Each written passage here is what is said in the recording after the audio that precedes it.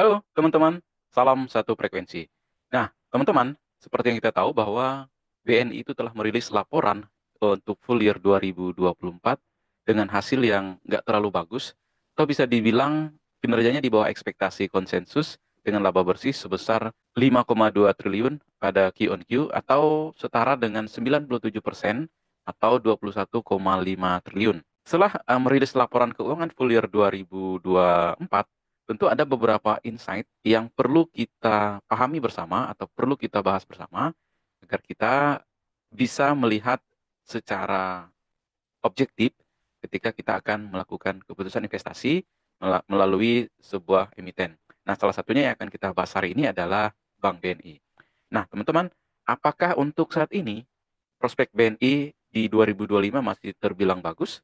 Dan apakah ini saat yang tepat untuk kita berinvestasi di perbankan? Bagaimana pembahasan selengkapnya? Yuk kita bahas setelah pesan-pesan berikut ini. Nah, teman-teman, sebelum melanjut pada pembahasan, saya mau disclaimer dulu bahwa pembahasan ini bukan rekomendasi jual dan beli suatu saham, karena memang investasi saham itu mengandung risiko. Jadi keuntungan dan kerugian menjadi tanggung jawab investor masing-masing. So, sebelum berinvestasi, lakukan riset dan kajian secara mendalam, dan jangan FOMO ya, teman-teman. Oke, kita lanjut. Jadi BNI itu sebenarnya Bank BUMN, jadi kaya akan sejarah dan merupakan kebanggaan bangsa. Nah, teman-teman, BNI itu didirikan pada tahun 1946 sebagai bank sentral dan komersil. Nah, jadi 1 tahun setelah kemerdekaan ya berdirilah BNI. Maka BNI itu biasa juga dikenal dengan Bank BNI 46 gitu ya teman-teman. Nah, saat ini BNI merupakan bank terbesar keempat di Indonesia yang memberikan layanan keuangan yang komprehensif untuk segmen wholesale dan retail. Didukung oleh beragam anak usaha seperti aset manajemen, kemudian investment banking, auto finance, dan juga life insurance. Dan tengah mengembangkan bisnis untuk kehadiran bank digital yang fokus pada UMKM dan bisnis ventura. Nah, jadi itu sekilas tentang BNI, teman-teman. Jadi mereka itu fokus pada wholesale dan juga retail. Nah, kemudian berikutnya merupakan bank umum yang fokus pada segmen korporasi. Nah, ini yang perlu kita catat dari BNI, teman-teman.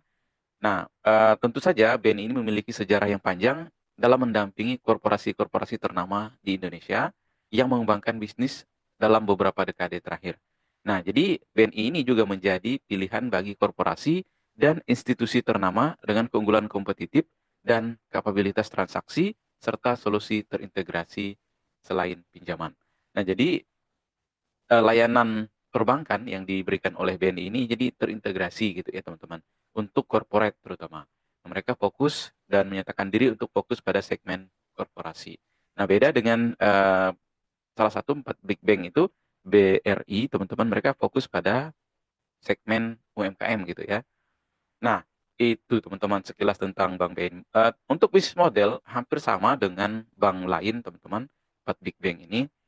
Jadi yang namanya perbankan itu posisinya intermediasi, jadi mengumpulkan dana dari masyarakat melalui simpanan, entah itu giro, kemudian deposito atau rekening.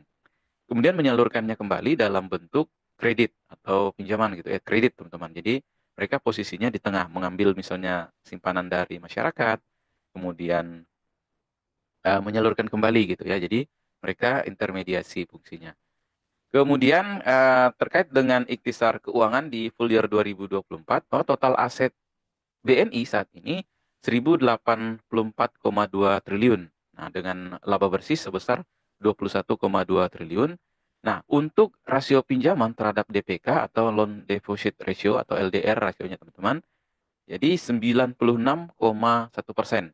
Nah, artinya dari total dana yang dikumpulkan dari pihak ketiga atau dana pihak ketiga, itu 96%-nya ini tersalurkan kembali dalam bentuk kredit. Nah, sedangkan total kreditnya, teman-teman, 761,6 triliun.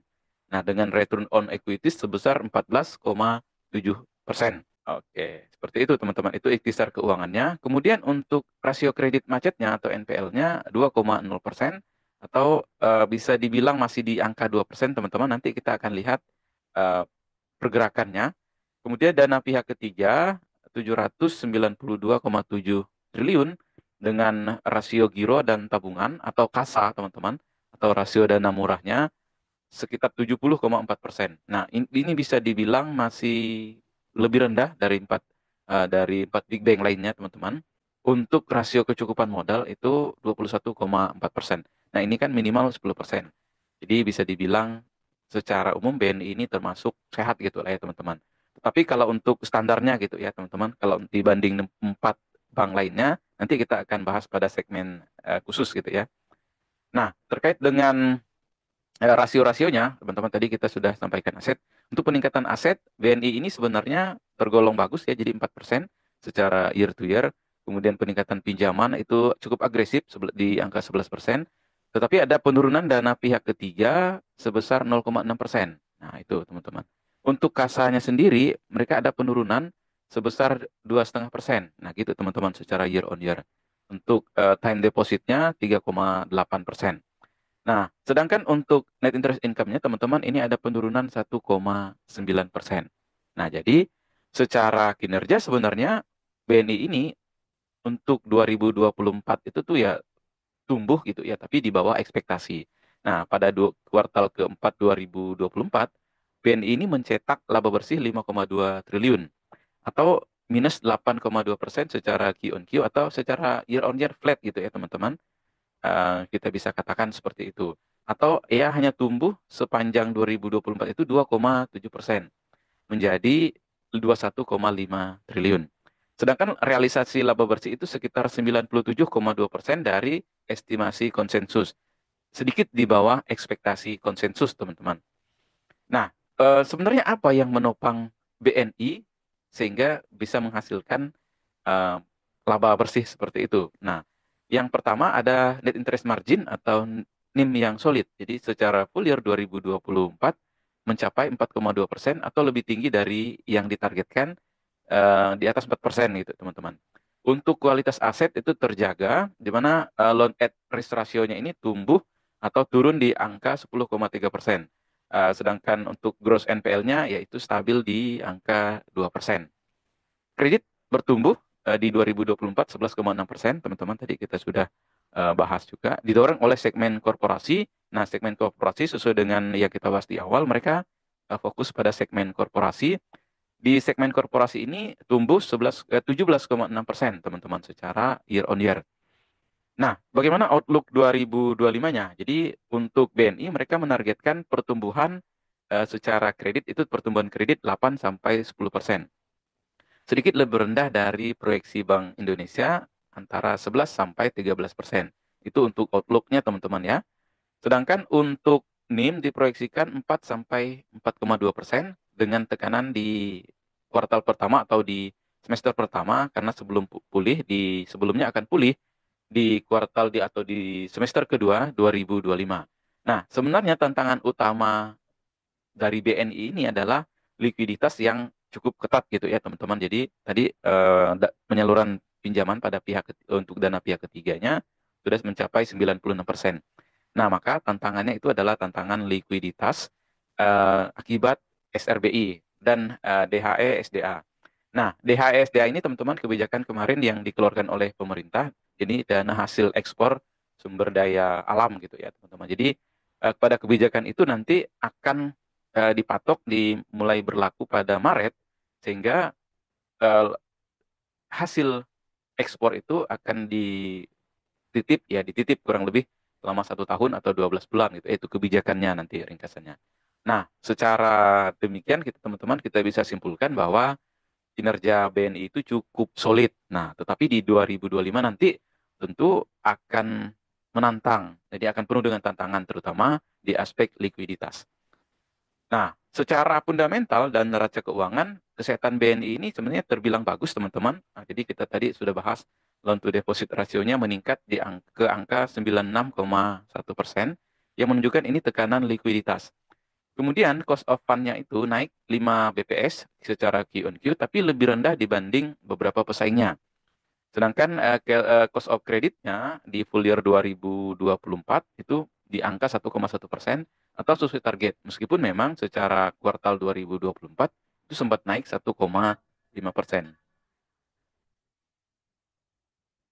Untuk cost of credit-nya teman-teman di Q4 2024 mengalami kenaikan di 1,5% karena ada provisi tambahan terkait dengan kasus Sri Rezeki Ismail yang mana mereka dinyatakan valid. Nah, itu teman-teman.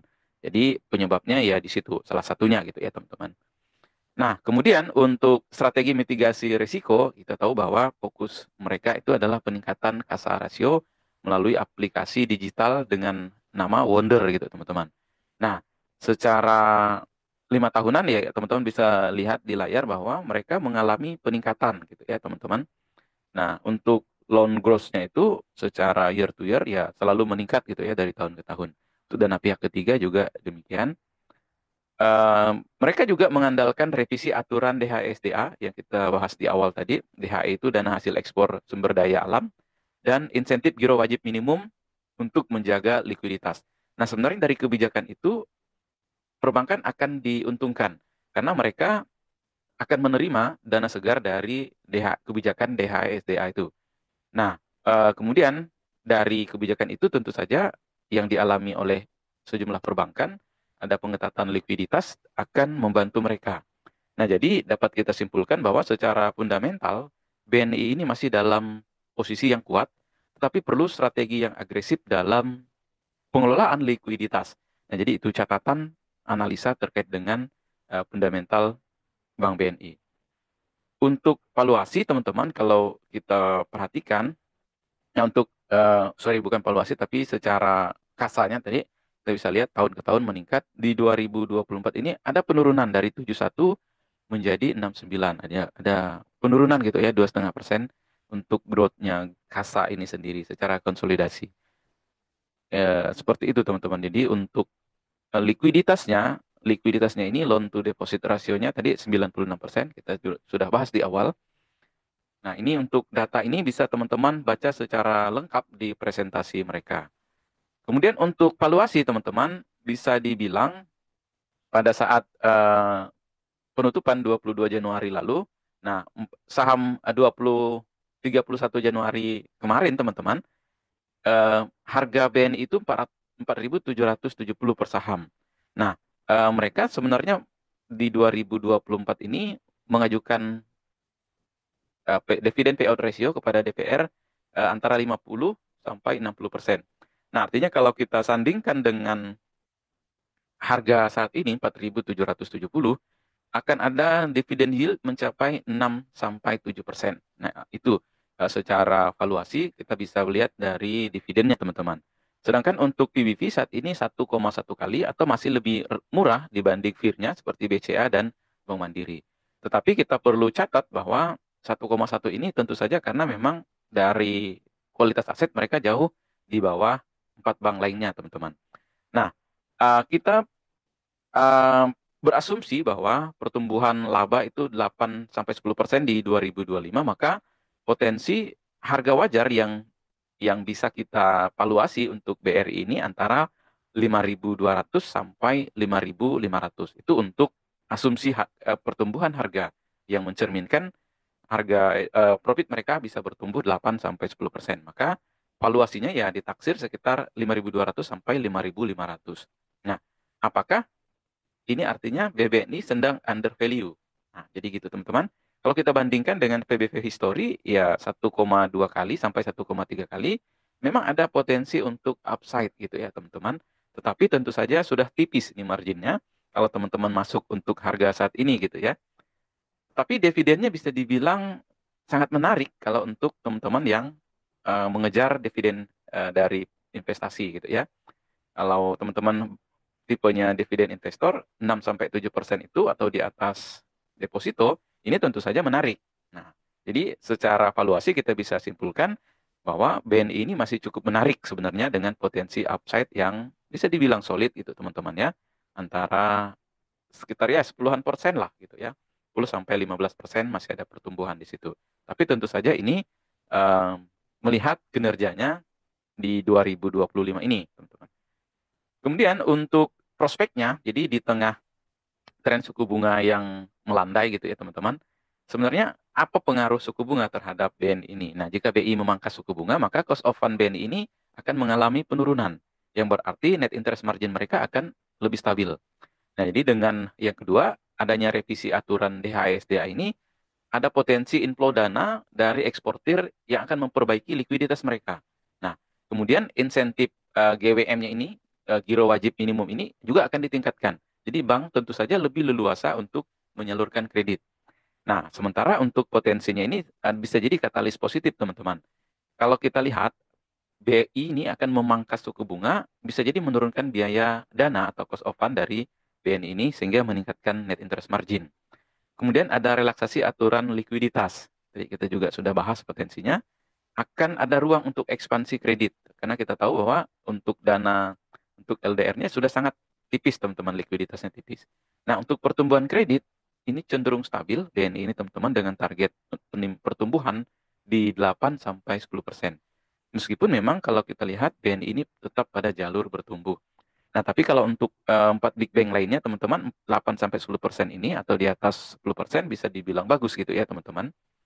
Nah, dari analisa prospek ini, teman-teman, kita bisa simpulkan bahwa tahun 2025 memang tetap menantang ya gitu ya untuk BNI, yang memang ini ditopang oleh beberapa katalis yang tadi kita sudah sampaikan di awal bahwa ada revisi aturan DHESDA gitu ya, teman-teman, dan juga relaksasi kebijakan tentang likuiditas. Jadi seperti itu, teman-teman. Nah, sekarang kita pada kesimpulan, teman-teman. Jadi kesimpulan akhir ini, apakah BBNI ini layak untuk investasi? Nah, kita akan bahas yang positifnya dulu, teman-teman. Jadi net interest margin mereka itu solid dengan target 4-4,2%. Kemudian kredit mereka diproyeksikan tumbuh stabil meskipun memang ada tantangan di likuiditas. Secara valuasi masih bisa dibilang murah gitu ya, teman-teman, tapi cukup fair lah gitu ya dengan kinerjanya dan juga aset quality-nya. Kemudian yang menarik itu ada dividen yield yang menarik, teman-teman. Jadi di yield-nya itu kita bisa perhatikan berdasarkan harga saat video ini dibuat, jadi di angka 6-7,2%. Namun tentu saja ada risiko dari investasi BNI ini, teman-teman. Yang pertama ada tekanan likuiditas yang masih menjadi concern utama BNI. Nah, di presentasi mereka juga mereka menyatakan bahwa mereka bisa dibilang ini terkait dengan konsennya mereka di likuiditas. Kemudian untuk pertumbuhan kredit, ini bisa dibilang pertumbuhannya lebih rendah dari proyeksi BI. Nah, BI memproyeksikan di atas 10%, sementara mereka 8-10% gitu ya. Kemudian yang ketiga, ada risiko ketidakpastian suku bunga yang dapat mempengaruhi net interest margin. Kalau cost of fund-nya meningkat, maka net interest margin-nya juga akan mengalami penurunan. Nah, gimana strategi untuk investasi di BNI? Jadi gini, teman-teman, BNI itu cocok untuk investor income seeking gitu ya, yang mencari dividen besar dengan potensi upside moderat. Nah, kita tahu untuk trader jangka pendek bisa memperhatikan level entry-nya itu ya di 4.600 sampai 4.700 sebelum entry gitu ya, teman-teman. Kalau di bawah itu saya pikir itu jauh lebih menarik gitu ya. Nah, itu teman-teman secara kesimpulan akhir. Nah, apakah menurut teman-teman BNI ini layak untuk koleksi gitu ya? Nah, apakah untuk tahun ini masuk portofolio BNI ini termasuk layak? Nah, jadi gitu, teman-teman. Punya pendapat berbeda atau punya sanggahan, silahkan teman-teman share di kolom komentar. Jangan lupa untuk bantu like, share, dan juga subscribe agar teman-teman gak ketinggalan insight keuangan dan investasi dari channel Catatan Daniel. Oke, teman-teman, saya Daniel dan salam satu frekuensi.